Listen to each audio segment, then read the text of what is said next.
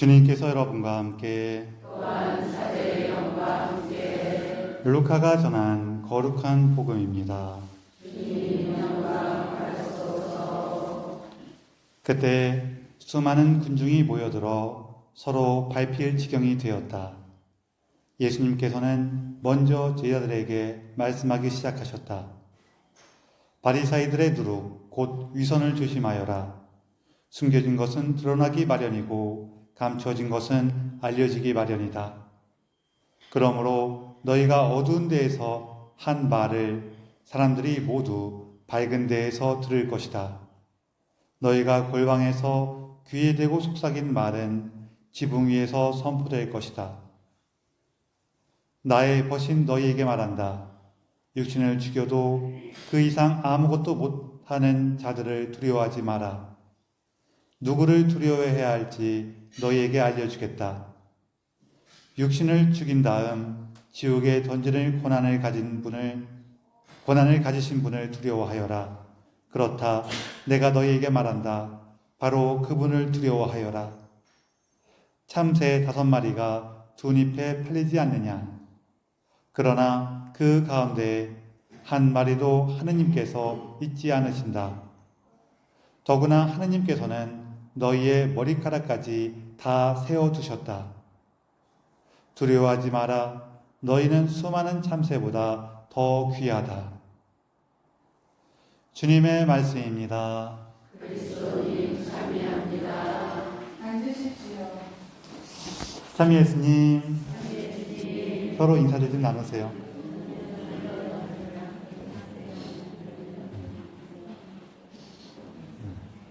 예전부터 천주교 신자들이 좋아하던 동물이 있었어요. 뭘까요?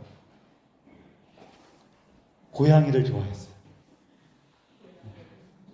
이 얘기부터 시작을 할까? 여러분, 천국에 동물이 있어요, 없어요?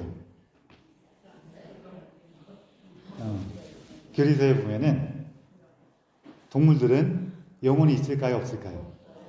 영혼이 없어요. 동물들은 닭혼이라 그래갖고 영혼하고 조금 다른 혼이 있다고 얘기를 해요. 구원은 영혼이 있어야 받죠. 그래서 동물들은 구원의 대상이 아니에요. 근데 이 교리는 좀 잘 이해해야 되는 게 구원의 대상이 아니라는 거는 여러분 우리 어디 놀이공원 같은 데 갔을 때 뭐 5살 이하 어린이는 요금의 대상이 아니에요. 그렇죠? 뭐 그런 데가 있어요. 뭐 5살 이하 요금 없음 이렇게 써 있어요. 그럼 요금의 대상이 아닌 거죠. 그럼 5살 이하 어린아이는 들어갈 수 있어요, 없어요? 요금 안 받고 그냥 들어간다는 얘기예요. 뭐 그럴 수도 있단 말이에요. 그래서 우리가 사실은 하느님 나라에 동물이 있는지 없는지 뭐 잘 모르겠지만 그거 영혼이 없으니까 없어 이렇게 얘기하는 건 그거하고 상관없어요. 대신 하느님 나라에 동물이 없으면 좀 서운하긴 할 것 같아요. 근데 어떤 애가 이 교리를 배우고 와갖고 천국에는 동물이 없어 그랬더니 한 친구가 아니야 동물 있어 그러는 거예요. 야 교리에 그렇게 안 나오는데 무슨 소리야 성가집에 동물이 나와 그러는 거예요. 성가집 어디? 천주의 고향이면 오빠 하느님도 고양이를 키우잖아. 여기 이 고양은 고양이가 아니에요. 어린 양을 얘기하는 거 어린 양. 자, 그래서 원래 천주교 신자들은 전통적으로 고양이를 좋아했어요. 그래서 이름도 뭐예요? 캐톨릭이에요. 캣홀릭이에요. 캣이 고양이고 홀릭이 이렇게 중독되다 빠져들다 그래갖고 캣홀릭이에요. 그래갖고 저희 선배 시민 중에는 자기 인터넷 아이디를 고양이 중독으로 하신 분도 있었어요. 그냥 말로써 이렇게 좀 재밌게 한 거예요. 그래서 우리는 원래 전통적으로 고양이를 좋아했는데 그거를 마음에 안 든 강아지파들이 나가서 만든 공동체가 뭐냐면은 개신교예요. 뭐 그렇게 얘기하는 거예요. 농담이에요. 왜 이런 얘기를 하냐면은 오늘 우리가 기념하고 있는 이냐시오 성인께서 이 카톨릭이라는 말을 중요하게 사용하신 분이셨어요. 이분은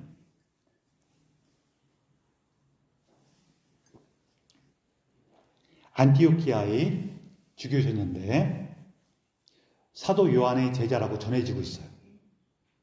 근데 이분의 어린 시절 얘기는 우리가 잘 전해지지가 않고 있고, 이분이 본격적으로 활동하실 그때부터 이제 이름이 등장하거든요. 그러면서 이 안티오키아는 당시 로마 제국 그리스 지역에서 중요한 세 도시 중에 하나였어요. 하나는 당연히 수도였던 로마고, 또 다른 하나는 이 안티오키아와 알렉산드리아라는 도시가 있었는데, 알렉산드리아는 이집트에 있는 도시고 안티오키아는 시리아에 있는 도시예요. 근데 지금 안티오키아는 시리아에 있지가 않고 터키가 시리아까지 이렇게 들어가서 안티오키아가 있던 그 지역을 차지하고 있긴 있어요. 근데 원래는 그 지역은 지역의 이름은 시리아예요. 나라 이름 시리아가 아니라 그냥 지역 이름으로 시리아예요. 여기 있던 도시들이어갖고 이 도시들이 당시에 인구도 굉장히 많고 어떤 학문이나 예술이나 정치의 중심지기도 했었어요. 그래서 이 안티오키아가 중요한 도시였는데, 이 안티오키아 관계돼 갖고 우리 교회랑 관계된 것도 여러 가지가 있죠. 첫 번째, 안티오키아에서 있었던 예수님을 따르는 사람들이 처음으로 뭐라고 불리게 됐어요? 그리스도인이라고 불리게 됐어요. 맞아요. 안티오키아 공동체가 처음으로 그리스도를 따르는 사람들 해갖고 그리스도인이라고 불리게 된 거예요. 그리고 그렇게 공동체가 이제 안티오키아에 나타나니까 예루살렘에서 이제 사도들을 보내죠. 누굴 보냈어요? 바르나바를 보냈어요. 바르나바가 가서 공동체를 확인하고 나서 나 혼자 활동하기가 조금 부족하니 내가 잘하는 친구를 불러야겠다 해갖고 부른 사람이 누구예요? 바오로 사도예요. 바오로 사도였고, 그리고 나중에 이 안티오키아에 베드로 사도도 오게 돼요. 그래서 우리 전례력에 보면은 베드로 사도 주교자 기념일이 있거든요. 거기에 안티오키아의 베드로 사도가 이 안티오키아 공동체를 이끄셨던 것을 기념하는 그 날이에요. 그리고 이 베드로 사도와 바오로 사도가 다 안티오키아를 떠난 다음에 그 다음이나 그 다음쯤에 이 이냐시오 성인이 이 안티오키아 공동체를 이끄셨어요. 그러셨는데 이 이냐시오 성인은 자신을 이제 뭐라고 이제 불렀냐면은 테오포로스인 이냐시오는 이렇게 테오포로스라는 그 말을 쓰거든요. 이게 무슨 뜻이냐면은 여기 계신 분들은 그래도 대부분 아실 텐데 제가 애들한테 그러면 애들은 모르더라고요. 여러분 크리스토포로라는 성인 아세요? 크리스토포로라는 성인이 원래 다른 이름이었는데 왜 이름이 크리스토포로스가 됐냐면은 이분이 체격이 좋아서 다리가 없는 강을 이렇게 사람들을 이렇게 업어서 혹은 이렇게 어깨에 올려서 건네주곤 했는데 어느 날 이렇게 꼬마 예수님이 이렇게 어떤 꼬마가 온 거예요. 그래갖고 저 좀 건네주세요 그러니까 이분이 그래 애들 한 명쯤이야 그러면서 이렇게 어깨도 벌렸는데 그날따라 이 강이 막 물이 거세고 그래갖고 너무 건너기 힘든 거예요. 강을 건너다 중간쯤 됐더니 물이 불어갖고 막 목까지 차갖고 이게 예수님을 이렇게 들고서 그 아이를 이렇게 들고서 건넜어.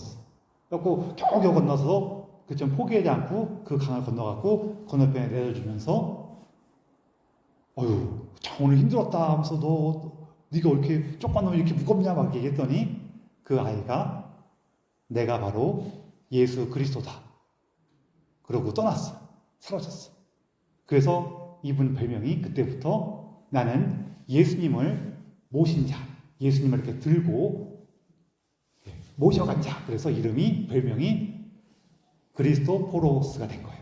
그리스도는 예수님 그리스도고 포로스는 이렇게 들다, 이렇게 모셔가다 이런 뜻이에요. 처음 들으세요? 들으신 분도 계시고 안 처음 들으세요. 이런 얘기가 있어요. 그래갖고 여러분들 이렇게 성인들 조각상, 특히 자동차 같은 데 이렇게 올려놓은 조그만 성인 조각상 보면은 어떤 이렇게 어른이 조그만 아기를 이렇게 어깨에 올려놓고 건너는 조각상 같은 거 보셨죠? 그림이나 조각상. 그 성인이 크리스토포로예요. 그래서 이분이 이제 이분의 삶에 대한 얘기를 한 거죠. 뭐냐면은 그 강에서 건너지 못한 사람들을 다 업어주고 건네줬던 그 사랑의 실천이 실천에 대한 예수님께서 네가 하는 그 사랑이 나를 옮겨주는 거다. 우리 성경에 나오잖아요. 가장 보잘것없는 사람, 부족한 사람에게 베푼 사랑이 누구한테 베푼 사랑이라고요? 예수님께 베푼 사랑. 그걸 이제 전해주는 얘기예요. 그래서 이분이 크리스토포로 그러면은 예수님을 모셔간 사람.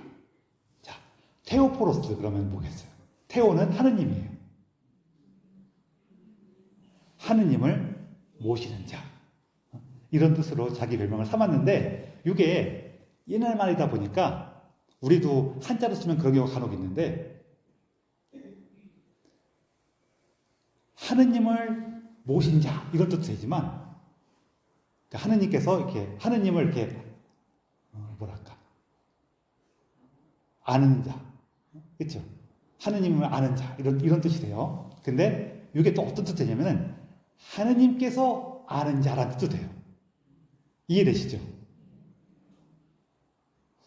우리 한자말 중에는 이런 게 가끔 있는데 두 가지 단어가 붙어 있을 때 이게 목적어가 될 때도 있고 주어가 될 때도 있어요. 그렇죠? 마찬가지로 이 테오포로스 그러면은 하느님을 이렇게 모셔던 자라는 말도 되지만 하나님께서 이렇게 안하던 사람 이런 뜻도 돼요. 그래갖고 이것 때문에 종종 많은 분들이 이게 단순히 이냐시오 성인이 하느님을 모셨다, 하느님을 섬긴다 이런 그런 뜻일 뿐만 아니라 우리 복음서에 보면은 예수님께서 어린아이들이 있고 또 제자들이 막 자기가 누가 더 높냐 막 그럴 때 어린아이를 끌어안으시며 누구든지 이 어린아이와 같이 되지 않으면은 하늘나라에 들어갈 수 없다. 그렇죠? 하늘나라는 이 어린이 같은 이들의 것이다. 이렇게 얘기하실 때가 있죠. 그때 예수님께서 어린아이를 끌어안으셨잖아요. 이 어린아이가 이냐시오다라고 얘기하는 사람도 있어요. 왜? 하느님께서 안으신 자. 그렇죠? 예수님이 안아주셔서 바로 이 어린아이가 이냐시오다. 이냐시오 성인이 내가 그 사람입니다. 이거를 이렇게 전해주고 싶어갖고 이렇게 썼다라고 얘기하시는 분도 있어요. 재밌죠? 감사합니다. 그래서 이분께서 안티오키아에서 중심으로 활동하시면서 그분께서 굉장히 예수님의 가르침 안에서 사랑을 전하실 뿐만 아니라 그 말씀의 힘과 권위가 있으셔갖고 이미 그 주변에 이렇게 명성이 퍼져 있었어요. 그런데 이때 마침 트라이아누스 황제가 전국에 걸쳐서 그리스도 교회에 대한 박해를 시작했어요. 왜냐하면은 이 트라이아누스 황제는 좀 로마 제국의 기강을 바로잡아야 될 것 같아. 그러면서 원래 로마가 추구했던 이상, 신들, 또 황제를 충실하게 따르는 것, 이걸 좀 강조하고 싶었어. 그래서 물론 이렇게 꼼꼼하게 다 잡아간 건 아니고 조금 이렇게 이름 있는 사람들 분위기 잡으려고 얘를 잡아가겠어 하고 다 이렇게 잡아갔어. 그때 이냐시오 성도 체포가 돼서 보통은 그 지역에서 사형을 당하는데 조금 이렇게 명성이 있다 보니까 어떻게 해야 되겠어요? 좀 분위기 잡으려면은 거기서 죽이면 안 되고 로마로 다 끌고 와서 로마에서 이제 사형을 처하게 시킨 거예요.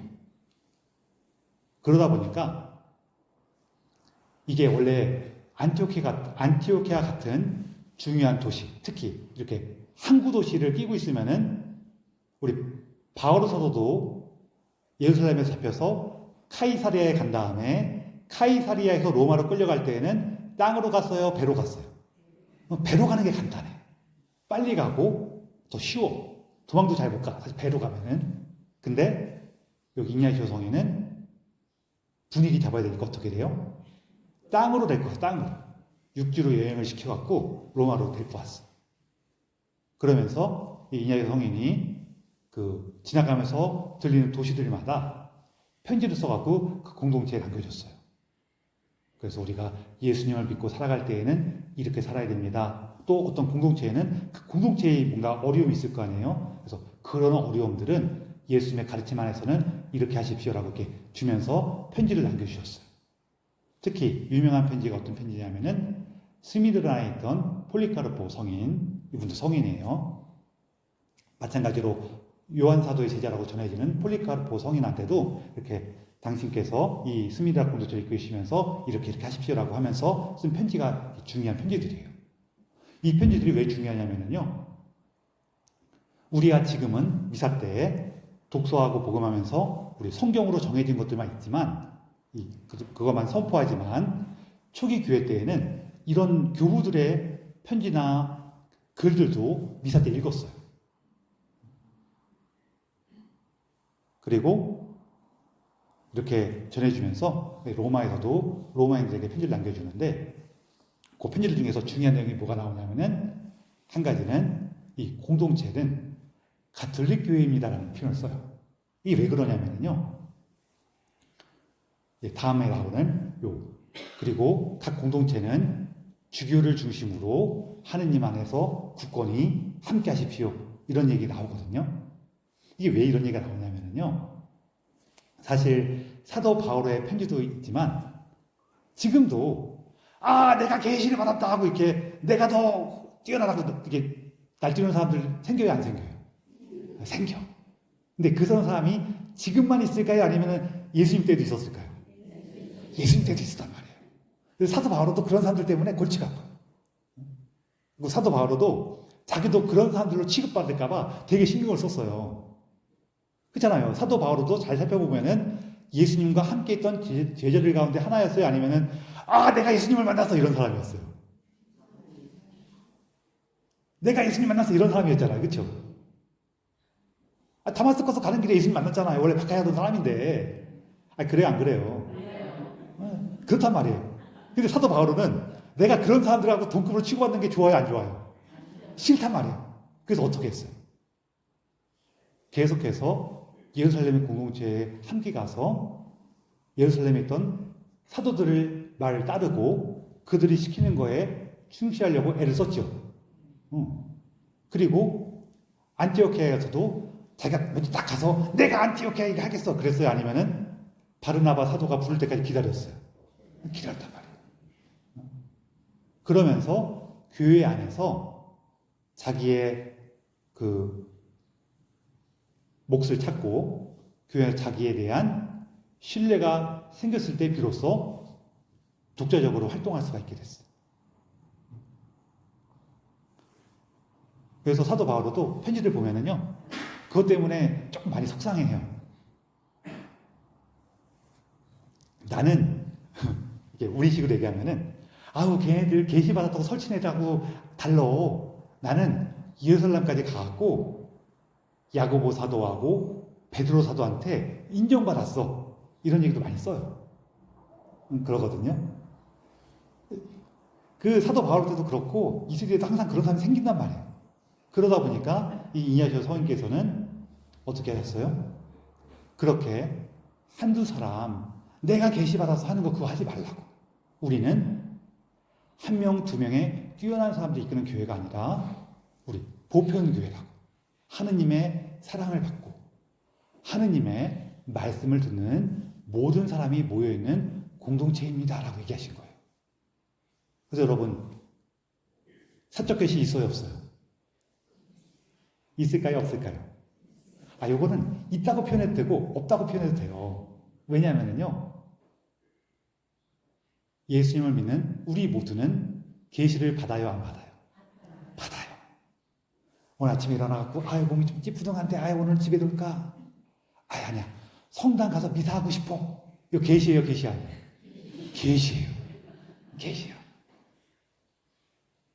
그런데 이 계시는 내가 받은 계시죠. 옆에서 어떤 사람이 몸살이 났어. 알아두었어. 그 사람한테 가갖고 너도 벌떡 일어나라. 미사 가야지 뭐 하는 거냐? 이러면 돼요, 안 돼요? 그러면 안 돼요. 뭘 할 수 있냐면은 내가 미사 갔더니 하나님의 은총이 충만했어. 너도 그 은총을 같이 받지 않을래? 라고 꼬시는 건 돼요, 안 돼요? 이건 돼. 그렇죠? 그래서 내가 초대하는 거예요. 왜? 이거는 내가 받은 계시니까. 그래서 우리 모두가 각자의 계시를 받아요. 그래서 내가 받은 계시하고 제가 받은 계시하고 어떤 게 더 훌륭한 계시일까요? 똑같이 훌륭한 거 없어요. 왜? 이거는 내가 훌륭해서 받은 계시예요? 아니면은 하느님께서 나를 사랑하시기 때문에 받은 계시예요? 사랑하시기 때문에 받은 계시야. 그러면은 하느님께서 나를 사랑하시는 게 더 훌륭해요? 하느님께서 쟤를 사랑하시는 게 더 훌륭해? 똑같아. 그래서 이걸 비교하면 안 돼요. 그러다 보니까 제가 아까 전에 사적 계시는 있을 수도 있고 없을 수도 있습니다라고 말한 이유가 있는 건 이런 걸 얘기하는 거예요. 없다는 건 뭐예요? 내가 더 훌륭한 계시를 받았으니 니들은 내 말을 들어라 하면 이거 돼요, 안 돼요? 안 된다는 거예요. 그런 사적 계시는 없다는 거예요. 이해되시죠? 이거 우리 가톨릭 교회이기 때문에 하느님의 사랑을 받는 모든 사람들이 함께하는 공동체이기 때문에 그렇단 말이에요. 그러면서 내가 계시를 받았어 이거 잘난 척 안 하려면은 누구를 중심으로 모여 있어야 돼요? 하느님의 사랑, 그리고 그 하느님의 사랑 안에서 이어지는 봉사의 전수자. 그 사람이 누구예요? 주교님. 사도들을 그 예수님께로부터 받은 그 사랑과 봉사의 전수자가 사도들이고 그 사도들을 이어받은 그 후계자가 주교님들이기 때문이에요. 물론 역사를 보면은 아유 어떻게 저런 분이 주교가 됐어 하는 분도 있긴 있어요. 그러나 우리가 믿고 따르는 거는 주교님 개인의 인격뿐만이 아니라 그분이 물려받은 하느님의 몫이란 말이에요. 그거를 믿는 거예요. 그거를 우리가 믿지 않게 되면 어떻게 돼요? 각자 지가 잘났다고 해서 여기저기 뻗어나가게 돼. 그럴 수가 있어. 그래서 이 이냐시 성인께서 그런 말씀을 하시면서 특히 로마에 가서는 이제 로마 사람들에게 뭐라고 편지를 쓰시냐면은 대충 내용이 이래요. 저는 이제 그리스도와 함께 달려서 그리스도와 하나가 됐습니다. 저는 이제 맹스들에게 이분 사자들한테 이제 콜로세움에 가서 사자들한테 믿어 돌아가셨거든요.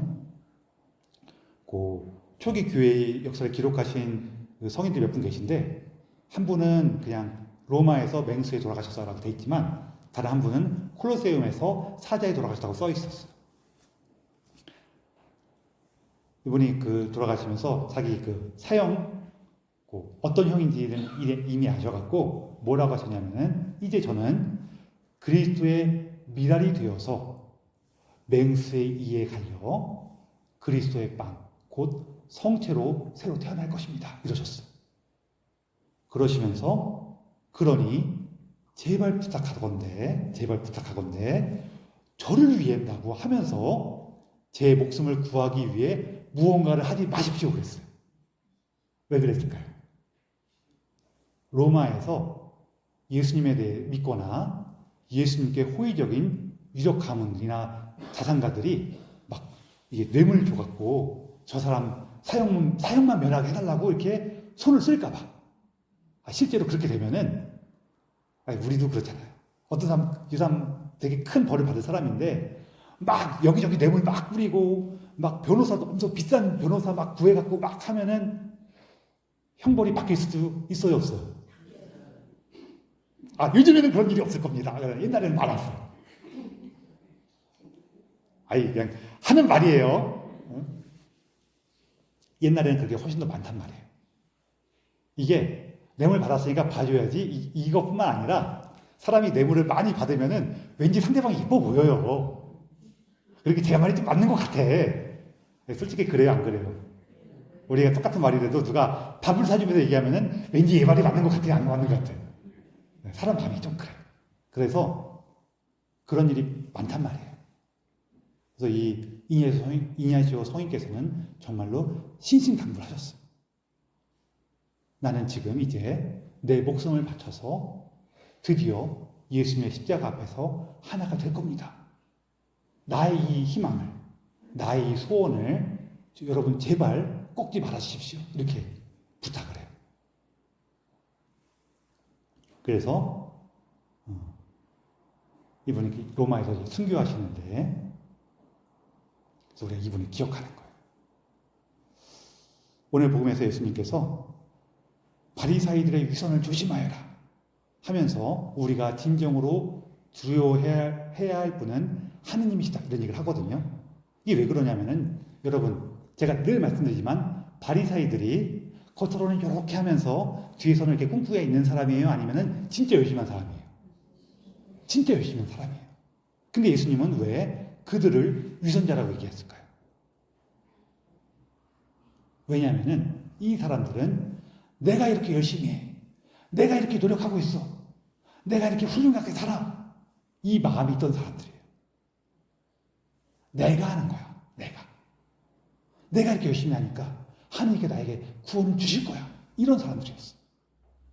예수님은 그거를 위선이라고 한 거예요. 왜냐면요. 우리도 다 크고 작게 경험하는 것처럼 내가 이렇게 열심히 하고 있는데 내가 이렇게 애쓰고 있는데 이런 마음이 강하면 강할수록 옆에 있는 사람이 예뻐 보여요? 아니면은 왜 너는 그거밖에 안 하니? 이렇게 업신여겨 보여요. 업신여겨 보일 수밖에 없어. 왜냐? 내가 이렇게 하고 있으면은요. 내가 이렇게 하고 있는데 하면은요. 내가 뭐 받고 싶어요. 자꾸 내가 뭐 받고 싶어. 이거는 어쩔 수가 없는 인간의 아픔이에요. 예수님께서 하느님을 두려워하라는 얘기는 뭐냐면요. 너 그렇게 하면 하느님께 벌 받는다. 그러니까 이렇게 조심하면서 해라. 그 뜻이 아니에요. 하느님을 경외하라는 것은 무슨 뜻이냐면은 네가 하는 게 아니라 하느님께서 준 은총이야. 내가 여기서 좋은 것을 하건 좋은 생각을 하는 것조차도 하느님의 사랑 안에서 하는 거야. 네가 어떻게 그런 생각을 할 수 있었는데, 네가 어떻게 그런 행동을 할 수 있었는데, 하느님께서 주신 은총 덕분이잖아. 그러니까 내가 이렇게 하는데 그거 하지 말고 뭐 하라는 거예요? 하느님께서 이처럼 나에게 삶을 주셨어. 생명을 주셨어. 이걸 기억하라는 거예요. 그때 우리가 진정으로 사랑할 수 있어. 그 얘기를 하시는 거거든요. 이해되시죠? 그렇잖아요. 제가 오늘 원래 하려고 했던 얘기는 이 얘기였는데 재밌는 얘기는 이 얘기였어요. 어느 날 아버지가 물어보더래요. 야, 요즘에 찌질이라는 말이 있던데 그게 무슨 뜻이냐? 이렇게 물어보더래요. 찌질이. 그래서 자기가 당황해갖고 그거 조금 약간 촌스럽고 덜 떨어진 사람 얘기하는 거예요. 이렇게 얘기를 했어요. 좀 어리버리하고 덜 떨어진 사람 얘기하는 거예요. 이렇게 얘기를 했어요. 그래. 그러냐? 이렇게 가졌대. 어느 날 우연히 아버지 휴대폰을 봤는데 자기랑 자기 동생이 찌질이 1, 찌질이 2 이렇게 기록되어 있더라고요. 우리가 이렇게 지나면서 나는 이렇게 열심히 하고 있는데 저 찌질이 같은 것들 이런 마음 들면은 우리는 반성해야 돼. 왜? 내가 만약에 저 찌질이들보다 조금이라도 낫다고 여겨진다면은 그건 뭐예요? 하느님께서 주신 선물이에요. 하느님께서 주신 선물이니까 나는 어떻게 해야 돼요?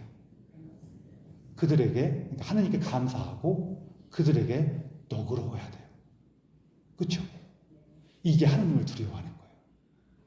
내 삶이 하느님과 이어져 있구나. 내 삶이 하느님께 받은 것에서 시작되는구나. 그러니 내 삶을 어떻게 하고 싶다? 하느님께 가까이 하고 싶다. 하느님을 닮고 싶다로 이어지는 거란 말이에요. 그렇죠? 이냐시오 성인께서는 그 하느님을 닮고 싶다 못해서 어떻게 되고 싶으셨어요? 맹수의 이빨에 갈리는 미랄이 되고 싶으셨어요. 그래서 예수님의 성체와 하나가 되고 싶으셨어요. 바로 그 은총을 우리가 기억하는 겁니다. 우리가 맹수의 이빨에 실제로 갈리지 못할지라도 그렇지만 여러분 옆에 사람 정말 미운 사람이 있는데 한번 웃어주는 거 우리 마음은 맹수에 찢기는 것 같아. 솔직히 그래요 안 그래요? 아우 저 미운 놈, 아우 저 힘든 놈, 내가 걔한테 뭘 주라고? 아우 제가 진짜 분이 터져갖고 그럴 때도 있어요 사실은. 그렇죠? 그럴 때 우리가 어떻게 하면 그 힘이 나요? 예수님의 사랑을 기억할 때. 아이고 예수님께서 나에게 더 큰 사랑을 주셨는데 그걸 기억할 때 그 힘이 난단 말이에요. 혹은 그렇게까지 못하더라도 뭐 할 수 있어요? 아이고 예수님, 제가요 당신 사랑을 기억하면은 저놈이 예뻐 보일 텐데 지금도 미운 걸 보니 제가 당신의 사랑 안에 머무는 것이 부족한가 봅니다. 제가 저놈만 찌질이라고 생각했더니 제가 찌질이 1이면은 나는 뭐예요? 찌질이 2였구나. 그러면서 다시 예수님 사랑 안으로 돌아가는 거죠.